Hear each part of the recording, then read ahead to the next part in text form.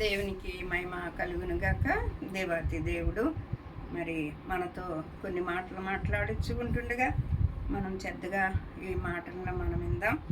మరి ఇర్మియా గ్రంథం 32వ అధ్యాయంలోంచి దేవుడు అద్భుతమైన మరి మాటలు మాట్లాడుతున్నారు. ఇక్కడ ప్రవర్తన, మరి దేవుళ్ళో మనకి కలిగి ఉండవలసిన ప్రవర్తన అంతటినీ కూడా మరి ఆయన చూసే దేవుడై ఉన్నాడు. వారి వారి క్రియలు చెప్పున వారికి ప్రతిఫలమును అనుగ్రహింపచేస్తాను అని సెలవిచ్చిన దేవుడు మరి ఇక్కడ ఎవరైతే ఆయన యందు భయభక్తులు కలిగి ఆయన అడుగు జాడల్లో జీవించిన భక్తులని మరి దేవుడు ఎంతగానో ఆశీర్వదించాడు, ఎంతగానో దీవించాడు, ఎంతగానో హెచ్చించాడు. ఎన్నో అద్భుత కార్యములు, ఎన్నో ఆశ్చర్య కార్యములు అన్య జనులు భయపడినంతగా మరి దేవుడు వాళ్ళ పక్షాన గొప్ప కార్యాలు జరిగించుకుంటూ వచ్చిన్నాడు.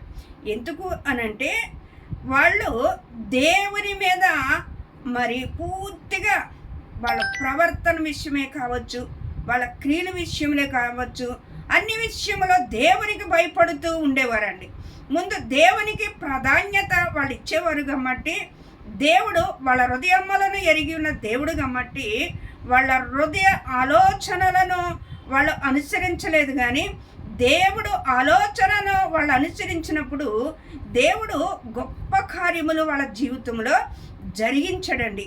ఇర్మియా గ్రంథంలో 32వ అధ్యాయములో దేవాతి దేవుడు యెహోవా మా ప్రభు సైన్యములకు అధిపతియగు యెహోవాను పేరు వహించినవాడా, సూర్యుడా, మహాదేవా, అధిక బలము చేత శాసిన చేతి చేత నీ బహు ఆకాశములను సృజించినవాడా, నీకు అసాధ్యమైంది ఏదీ లేదు, నీవు వేవేల మందికి కృపచూపువాడవు అని దేవుని వాక్యం చలవిస్తూ ఉందండి. నీ విశ్వాసాన్ని బట్టి, నీ ప్రవర్తనను బట్టి, నీ నడవడికను బట్టి, నీ ఆలోచనలను బట్టి దేవుడు ప్రతిఫలం ఇచ్చేవాడై ఉన్నాడండి. దేవుడు ఇక్కడ అన్నాడు 1000 తరముల వరకు కృప చూపుతాడంటండి. ఆయన 1000 మందికి కృప చూపేవాడై ఉన్నాడు. ఆయన కనికర సంపన్నుడై ఉన్నాడు.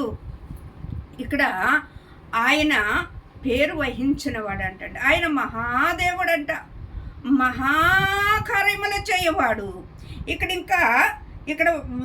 ఇక్కడ వాక్యం చదివిస్తుంది కదా, నీవే గొప్పవాడవు, క్రియలు జరిగించు విషయములో శక్తి సంపన్నుడవు, వారు ప్రవర్తనను బట్టి, వారి క్రియలను బట్టి వారందరికీ ప్రతిఫలం ఇచ్చువాడవు.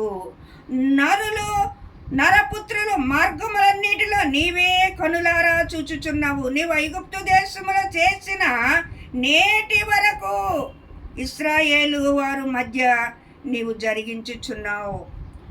అద్భుత కార్యములండి. ఆనాడే కాదు, ఈనాడు కూడా దేవుడు అద్భుత కార్యములు జరిగించే దేవుడై ఉన్నాడు. ఆశ్చర్య కార్యములు జరిగించే దేవుడై ఉన్నాడు. ఆయన మహాదేవుడు, మహాప్రభు కాబట్టి మనం దీన మనస్సు కలిగి దేవుని ఎదుట మనం ఉన్నట్లయితే దేవుడు మన జీవితాల్లో కూడా గొప్ప కార్యాలు చేస్తాడండి. ఆయనకు అసాధ్యమైంది ఏదీ లేదు అని దేవుని వాక్యం చలవిస్తూ ఉంది.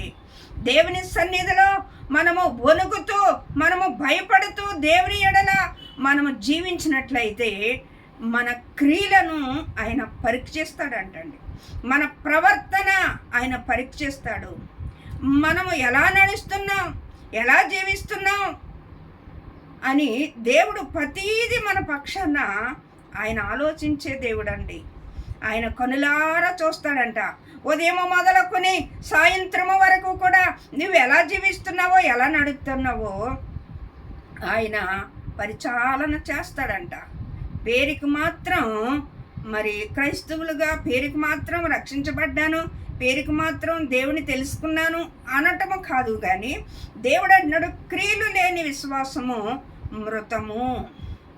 క్రియలు లేని విశ్వాసము మృతం అంటండి.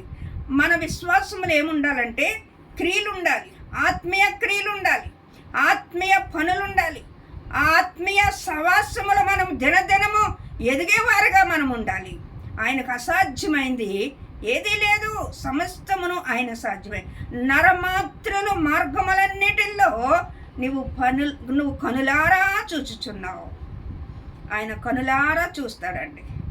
ఒక ఆత్మీయ బిడ్డ తన యందు ఎలా జీవిస్తుంది?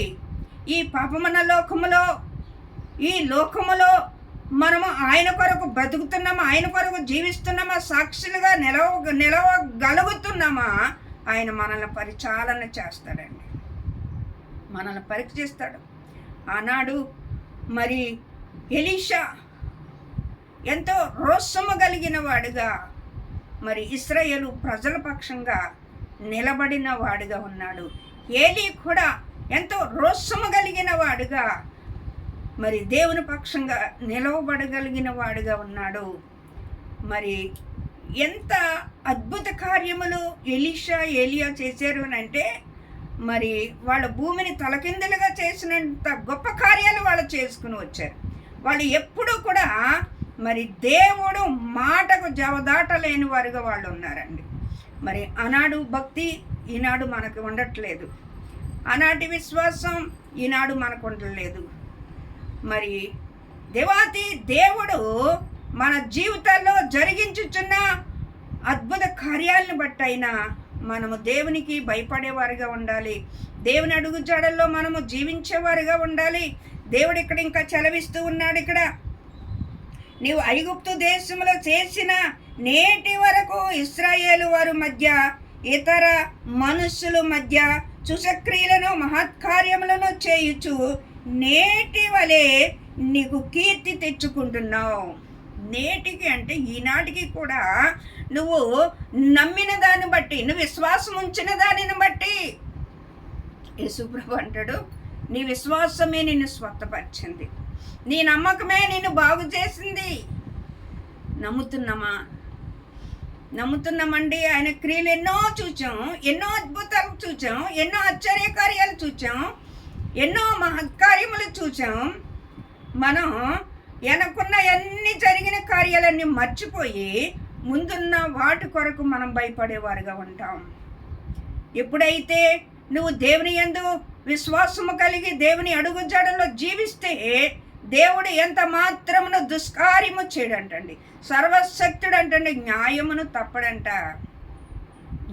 తప్పడంటండి. దేవాతి దేవుడు ఆయన సర్వశక్తి కలిగిన దేవుడు. మరి నీ విశ్వాసాన్ని బట్టి దేవుడు నీ జీవితంలో కార్యాలు జరిగిస్తాడు.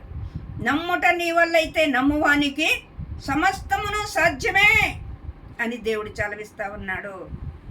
మార్త మరియల విషయం చూసినప్పుడు మరి మార్త అంటది, అయ్యా నేటికి 3 రోజులు అయిపోయింది, ఆ శమము అప్పుడే చీగిపోయి కుళ్ళిపోతుంది, నువ్వు పునరుద్ధానప్పుడు లేపుతావని నాకు తెలుసు అంటది. యేసుప్రభు అంటాడు, నేనే జీవమును, నేనే మార్గం, నేనే పునరుద్ధానమై ఉన్నాను. నా యందు నమ్మిక ఉంచిన వాడు మరి వాడు మృతుల్లో నుండి లేపడానికి నేను శక్తిమంతుడిని అన్నట్టుగా అక్కడ మరి నేనే జీవమునై ఉన్నాను, నన్ను నమ్ము, నా మహిమను చూస్తావు అంటాడండి.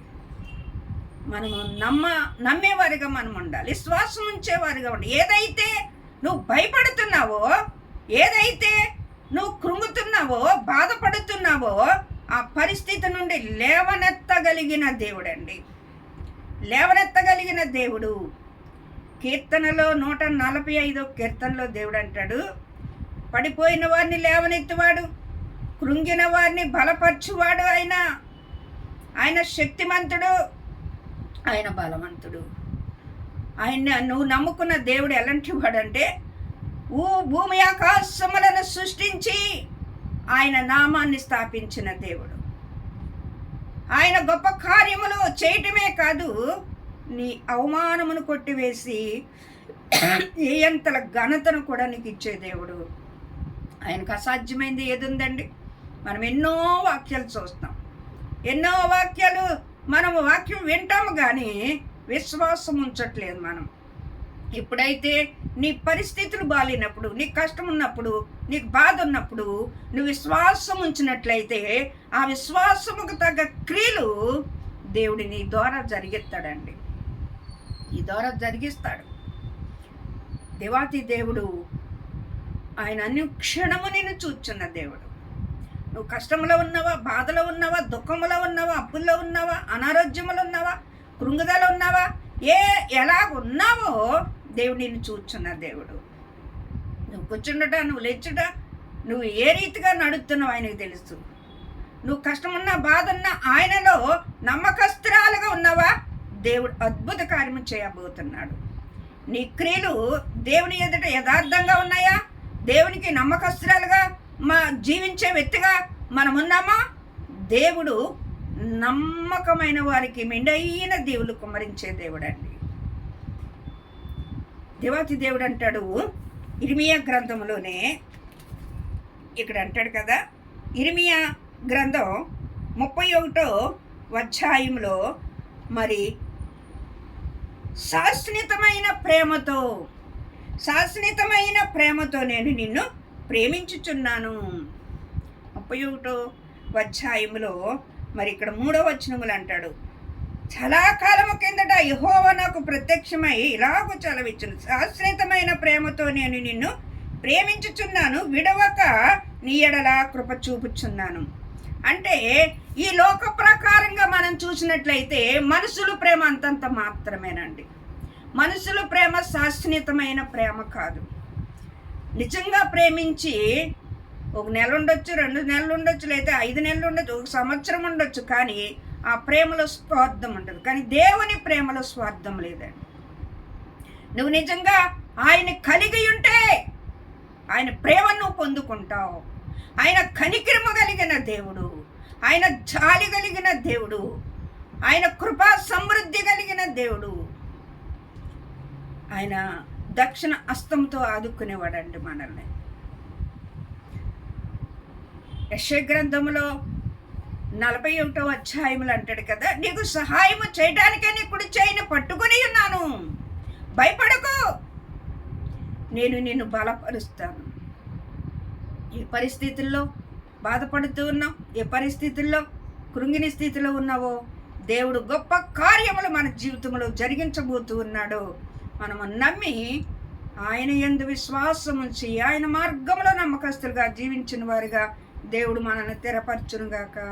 ఆమేన్.